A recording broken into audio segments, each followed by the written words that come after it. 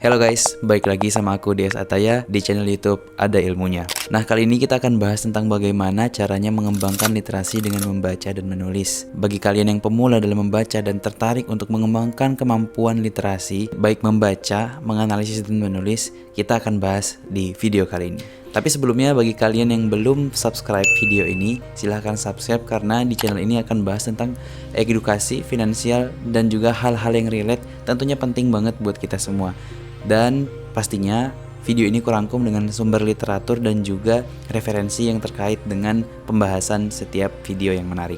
Langsung aja, video kali ini akan membahas tentang bagaimana caranya menghabiskan satu buku dalam waktu 1 bulan. Tentunya kita akan membagi dua buku ini dengan dua jenis pada umumnya. Yang pertama fiksi dan yang kedua non-fiksi.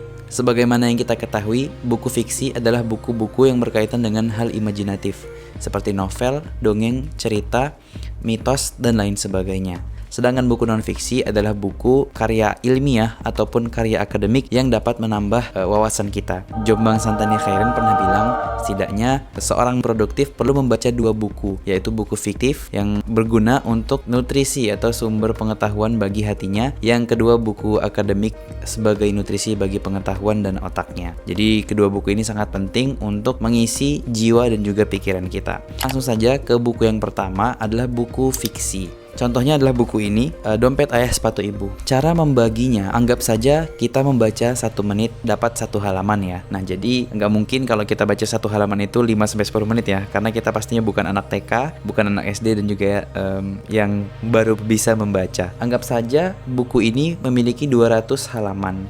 Jika kita 1 hari bisa membaca 10 menit, artinya kita bisa membaca 10 halaman per hari.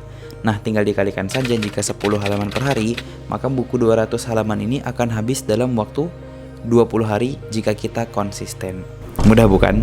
Nah, tentunya kita ketika mengawali membaca buku pasti ada hambatan, tapi dengan konsistensi dan juga disiplin, kita akan melatih kemampuan kita dalam membaca. Yang kedua adalah buku non-fiksi atau buku ilmiah dan juga mungkin sering disebut dengan buku akademik. Untuk memahami buku akademik ini, kadang kita memiliki level pemahaman yang berbeda-beda, sehingga diperlukan kesesuaian ataupun kemampuan dalam menganalisis dan membaca buku akademik. Sebuah pepatah Arab mengatakan, "Khatibun nas ala qadri uqulihim."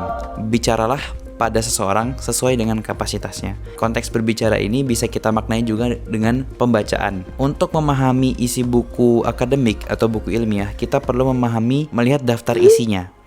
Setelah kita melihat daftar isi, kita perlu juga untuk melihat jumlah halamannya. Semisal dengan buku ini ya, karya Fahrudin Faiz dengan judul Hermeneutika Al-Quran dan tema-tema kontroversial. Buku ini adalah buku yang saya gunakan dengan jurusan saya, ilmu Al-Quran dan tafsir. Dari pemilihan tema tersebut, kita bisa memetakan mana bagian-bagian yang penting dan mana bagian yang dapat kita resum. Kemudian, ketika kita telah selesai membaca bagian yang penting, kita bisa membuat resum buku ini dan juga menganggap bahwa buku ini telah selesai dibaca, agar kita dapat kepuasan pribadi bahwa kita telah meringkas bagian-bagian penting saja di buku ini. Karena percuma kita membaca seluruh buku ini tapi tidak paham. Tugas kita adalah memilih mutiara-mutiara atau ilmu yang tersimpan dalam buku ini. Setelah kita mengetahui bagaimana menghabiskan buku fiksi dan non-fiksi, ada 2 langkah selanjutnya yang biasanya kupakai untuk mengembangkan kemampuan literatur. Tadi kita sudah membaca, saatnya kita menulis. Nah, menulis ini bisa sederhana ya kawan-kawan. Tidak harus di buku dan juga di Microsoft Word, tapi bisa sesederhana kita menulis di story WhatsApp atau juga story Instagram, bahkan juga Twitter. Nah, ketika kita selesai membaca 1 hari 10 halaman, tulis apa saja ilmu atau hikmah yang didapat dari buku non-fiksi atau fiksi tersebut. Mungkin akan terdengar alay, terlihat sok-sokan, tapi dengan kita share ilmu di sosial media, kita mendapatkan value. Artinya, orang menganggap kita adalah sebagai pembaca dan kita mendapatkan ilmu yang bisa kita bagikan kepada orang lain.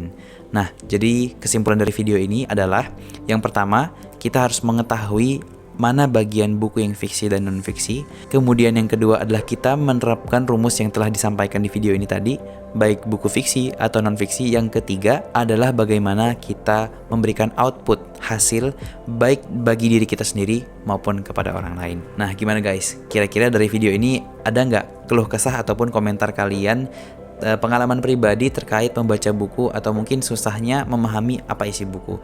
Kalau masih ada pertanyaan, silahkan komen di bawah dan kita bakal diskusi di kolom komentar. Sekian video kali ini, sampai jumpa di konten-konten selanjutnya. Ada ilmunya.